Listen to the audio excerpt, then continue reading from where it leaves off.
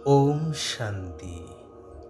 शिव पितांकर आज्ञाकारी ज्योति स्वरूप आत्मिक संतान मानंकु शुभ सकाळर शुभ अभिनंदन, सुप्रभात, सुस्वागतम। वर्तमान सारा संसार जेतेबेले कि दुख, अशांति, रोग, शोकरे बुड़ी रहिछि, सेतेबेले मनुष्य सहित प्रत्येक प्राणी एपरिकी प्रकृति को मध्य स्नेह एवं शांतिर आवश्यकता रहिछि। अनेक क्षेत्र रे देखा जाए जेउ कार्य बाहुबल बा अर्थबल द्वारा सिद्ध होई पारे नहीं, ताहा स्नेह आधार रे अति सहजरे प्राप्त करा जाई थाए। हिंस्र जीवजंतु मानक मध्य स्नेह आधार रे बस करा जाई पारे। श्री रामचंद्र तांकर आंतरिक स्नेह बल रे परिवार तथा राज्यवासी को एपरि अभिभूत करि देइथिले जे तांकर अनुपस्थित को सहन करिबा सेमानंक पक्षे अति जंत्रणादायक होई पड़िथिला। सेथिपाई कुहा जाइछि कि परस्पर स्नेह जही थाए निरंतर, वैकुंठ समान परा अटे सेही घर। पछे काहाको किछि न दियो, किंतु मीठा कथा पदा कहिले समस्ते तृप्त होई जाइथांती। थरे जणे व्यक्ति तांकर पिलादिनर बंधुंक निमंत्रण रक्षा करी तांको साक्षात करिया पाई जाइथांती, जिए कि स्वल्प वेतनभोगी कर्मचारीटिए थिले। अचानक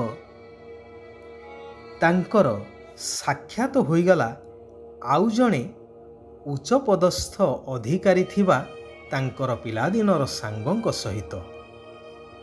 उभय बहुत खुशीर सहित किछि मुहूर्त बिताइले।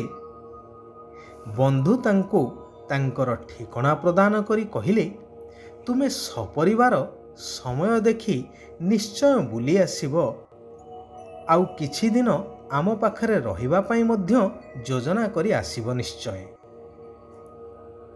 व्यक्ति जनक सम्मति प्रदान करी प्रथम बंधुंक घरे जाई पहुँचिले। सेमानंकर स्नेह भरा अभ्यर्थनारे भाव विह्वल हो गले व्यक्ति जनक एवं तांकर परिवार वर्ग।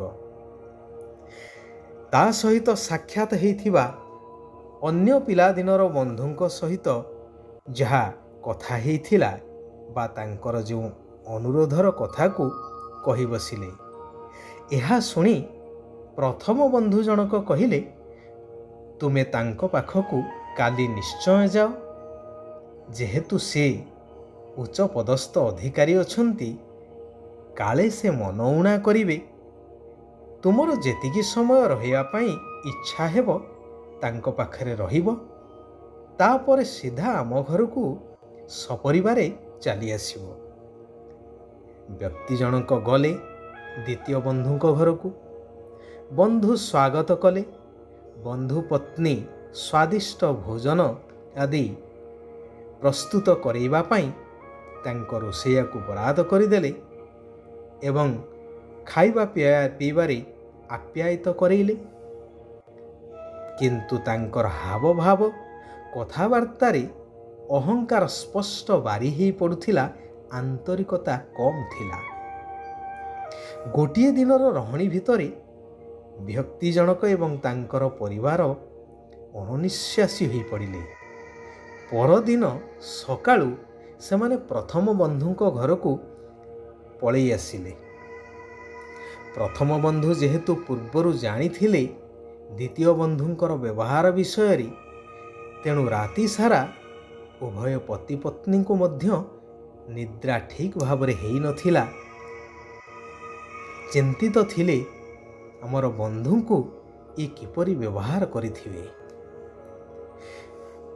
बंधु पत्नी को कहिले, ଆରେ ତୁରନ୍ତ ତାଙ୍କ ପାଇଁ କିଛି ବ୍ୟବସ୍ଥା କର ଖାଇବା ପାଇଁ। ପତ୍ନୀ କହିଲେ, ଏହା ମୁଁ ପୂର୍ବରୁ ପ୍ରସ୍ତୁତ କରିସାରିଛି। ସମସ୍ତେ ଅତି ଆଦରରେ ଦୁଇ ପରିବାରର ସଦସ୍ୟମାନେ ଏକାଠି ତଳେ ବିଛଣା ବିଛେଇ ଦହି ପଖାଳ, ବଡ଼ିଚୁରା, ଶାଗ ଭଜା ଆଦି ଆନନ୍ଦରେ ବସି ଖାଇଲେ। ବିଭିନ୍ନ ବିଷୟରେ ଆଲୋଚନା କରି ଖୁସିରେ କିଛି ଦିନ ବିତେଇ ଚାଲିଲେ। ତାପରେ ସ୍ୱଗୃହକୁ ବ୍ୟକ୍ତି ଜଣକ ପରିବାର ସହିତ ପ୍ରତ୍ୟାବର୍ତ୍ତନ କଲେ।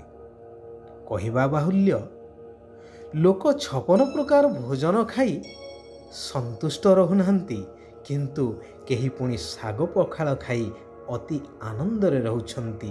ତାକୁ ହିଁ କୁହାଯାଏ ପ୍ରକୃତରେ ସଂସାର, ସୁଖର ସଂସାର। ଯେଉଁଠାରେ ସ୍ନେହ, ଶ୍ରଦ୍ଧା, ଆନ୍ତରିକତା ଅଛି, ସେଠାରେ ସାଧାରଣ ଖାଦ୍ୟ ମଧ୍ୟ 56 ଭୋଗ ଭଳି ଅନୁଭବ ହୋଇଥାଏ। ଆନ୍ତରିକତା ବିହୀନ ବ୍ୟବହାର ଥିଲେ 56 ଭୋଗ ମଧ୍ୟ ତୁଚ୍ଛ ମନେ ହୁଏ। ସେହିଭଳି ଦୁନିଆରେ ବର୍ତ୍ତମାନ ଭଗବାନଙ୍କୁ ବିଭିନ୍ନ ରୂପରେ, କିଏ କେଉଁ ରୂପରେ ତ କିଏ କେଉଁ ରୂପରେ ଡାକୁଛନ୍ତି। ବିଭିନ୍ନ ପୂଜାପାଠ, ବ୍ରତ, ଉପାସନା ମଧ୍ୟ କରୁଛନ୍ତି, ପରନ୍ତୁ କେବଳ ବିଧି ପ୍ରମାଣ ବା ପ୍ରଥା ପରମ୍ପରା ଅନୁଯାୟୀ ଆନ୍ତରିକତାର ସହକାରେ ସବୁକିଛିକୁ ବୁଝି ଉଚିତ ଭାବରେ କରୁନାହାନ୍ତି। ଯଦି ଏହାକୁ ଠିକ୍ ଭାବରେ ବୁଝି, ଅର୍ଥାତ୍ ଭଗବାନ ଯିଏ ଯେପରି ଠିକ୍ ସେହିଭଳି ଭାବରେ ମନେ ପକାଇ କରିବା, ଏହା ହିଁ ହେଉଛି ବାସ୍ତବିକ ବ୍ରତ ବା ପୂଜା। ଏହାଦ୍ୱାରା ସର୍ବ ମନୋକାମନା ମଧ୍ୟ ପୂର୍ଣ୍ଣ ହୋଇଥାଏ।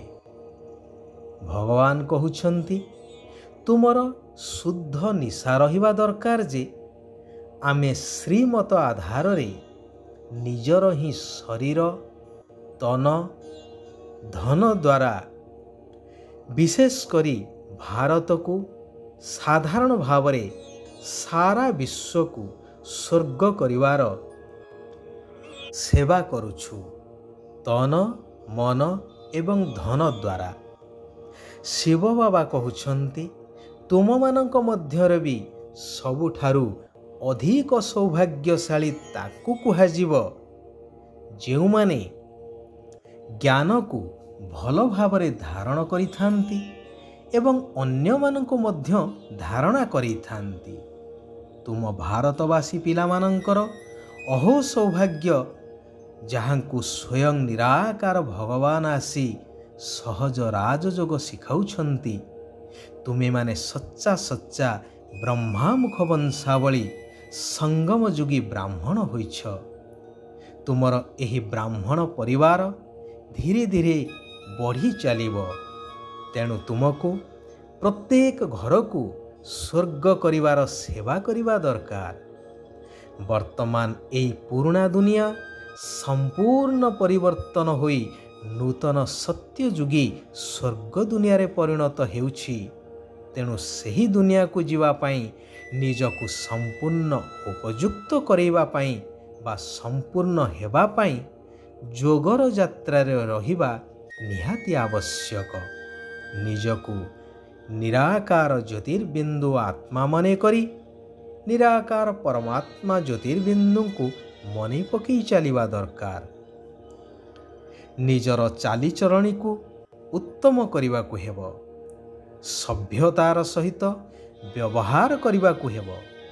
ବହୁତ କମ୍, ଧୀରେ ଏବଂ ମିଠା କହିବା ଆବଶ୍ୟକ। କଲ୍ୟାଣକାରୀ ପୁରୁଷୋତ୍ତମ ସଙ୍ଗମ ଯୁଗରେ କୌଣସି କଥାରେ ସଂଶୟ ବୁଦ୍ଧି ହେବା ଉଚିତ ନୁହେଁ। ଭାରତକୁ ସ୍ୱର୍ଗ କରିବାର ସେବାରେ ନିଜର ସବୁକିଛି ସଫଳ କରିବାକୁ ହେବ। ଶିବ ବାବାଙ୍କ ଉପରେ ପୁରା ବଳି ଚଢ଼ିବାକୁ ବା ସମର୍ପିତ ହେବାକୁ ହିଁ ପଡ଼ିବ। ଶିବ ବାବା କହୁଛନ୍ତି, ସର୍ବସମ୍ପତ୍ତିକୁ विधिपूर्वक जमा करी संपूर्णता को प्राप्त करुथिबा सिद्धि स्वरूप आत्मा हुआ।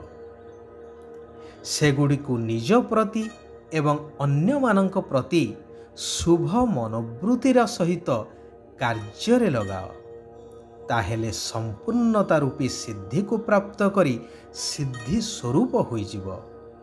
जदि परमात्मांकर स्नेहर अनुभव थिब तेबे कौनसी भी बाधा तुमको अटकाई पारिब नाही। अच्छा, ओम शांति, ओम शांति, ओम शांति।